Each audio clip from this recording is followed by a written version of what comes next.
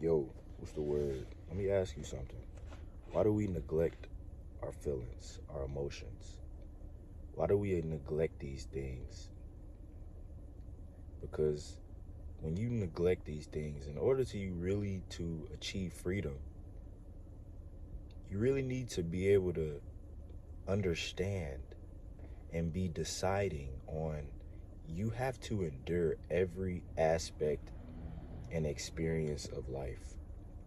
Because it makes no sense to really live in the past, because in the past you might feel depressed. Why? Because of course you can't change it. And living in the future, you feel kind of anxious because you really can't do anything. Both are imaginary, and you all you really have is the present, which is now. So what are you going to do to make this moment the fullest and the most enjoyable, highest vibration? If you feel like your life is not really great because you're messing up and you really don't know how to go for life or just go through life, I'm here to tell you, bro, it's the name of the game, bro. You're gonna mess up. And you need to look at yourself in the mirror and assume the responsibility,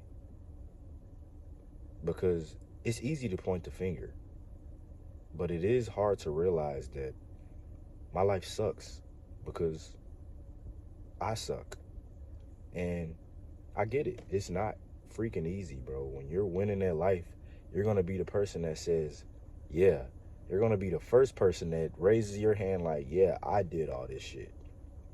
And that same level of responsibility is what you need to know to dictate what your behaviors are. So just start inputting more positivity, bro. Just start doing that, and whatever you input, the equal amount of output comes back. So a lot of people don't put time for themselves, which they start to ask other people's opinions, and they don't really ask for their opinion first. You don't understand what your tendencies are. You need to know what your weaknesses are. You need to know what your strengths are. You need to know what your habits are, because the solitude is key. And that is what creates the quietness in the space in order for you to grow. And of course, the work and the grinding in the dark is where the winning is made. So stop listening to others, start listening to yourself. But the problem is obviously no one knows how to listen to themselves.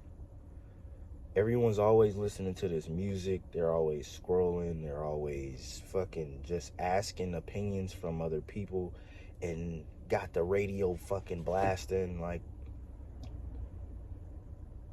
have you sat down and really thought about your life, your ideas, your game plan just to life? Because what's your definition to success? My definition to success is not the materialistic things. It's not having a big house. It's not having all the supercars. Don't get me wrong. It's going to feel good for that moment, but it's only temporary, bro. All of that stuff is temporary. And when you realize that all you really want is freedom, that's when I started to understand I have to sacrifice who I am today for who I want to be tomorrow. The loneliness, the insecurities, the self-doubt, I go through it, bro, every day.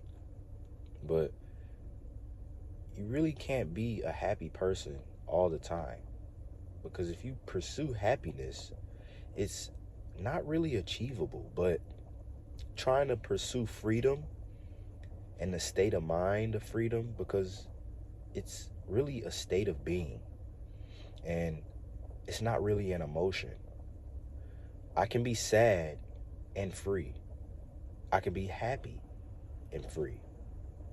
But people have been sold on this this concept of freedom and happiness for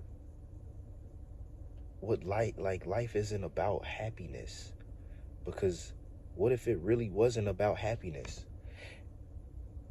Life might be about enduring and taking in and experiencing everything, which is the emotion, which is the experience, the full ranges of emotion that life just offers you and just puts out in front of you.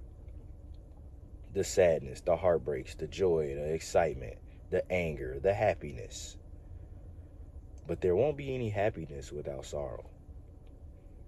There won't be pleasure without pain. But if you neglect these emotions, I feel like you're just neglecting life. So, again,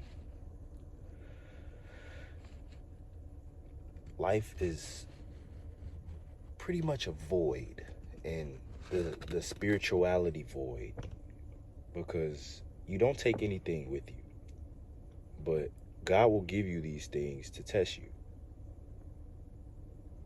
And he'll see if you really forget about him or if you just strengthen your connection with him, because he has his hand out. All you have to do is look up. He has his hand out.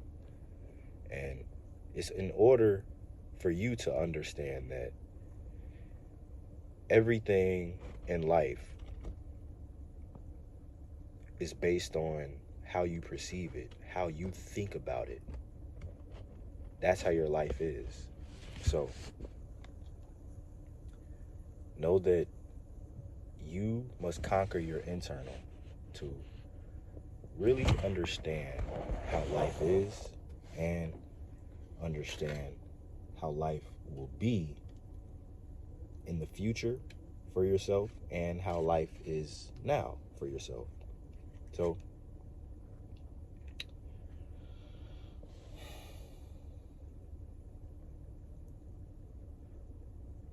I want you to know that